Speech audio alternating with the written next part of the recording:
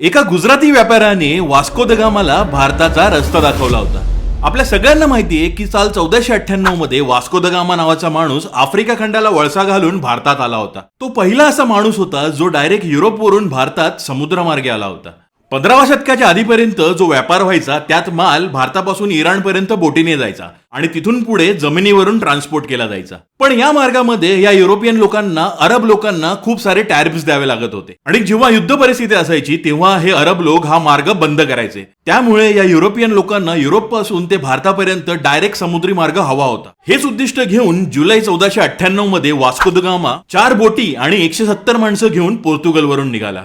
April 1498 मध्ये तो पूर्व आफ्रिकेच्या मलिंदी बंदरावर पोहोचला. बरं, पोर्तुगल पासून ते पूर्व आफ्रिकेपर्यंतचा हा मार्ग बार्तोलोमे डायस नावाच्या एका माणसाने 1488 मध्ये शोधला होता. पण आता पूर्व आफ्रिकेपासून भारतापर्यंत कसं जायचं हा प्रश्न वास्को द गामाला पडला होता आणि इथे एंट्री होते कांजी मालम या गुजराती व्यापाराची. हा व्यापारी गुजरात मधल्या कच्छ मधला होता आणि गुजरात ते पूर्व आफ्रिका तो बोटीमार्गे व्यापारासाठी येत जात असायचा, म्हणून हा मार्ग त्याला खूप चांगला माहित होता. याच कांजी मालमने वास्को द गामाला पूर्व आफ्रिका ते भारतापर्यंत येण्यासाठी मार्गदर्शन केलं होतं. म्हणून युरोप ते भारत हा समुद्री मार्ग शोधण्याचं श्रेय जे वास्को द गामाला जातं ते खरं तर बार्तोलोमे डायस आणि कांजी मालम या दोघांना जायला हवं. व्हिडिओ आवडला असेल तर फॉलो नक्की करा.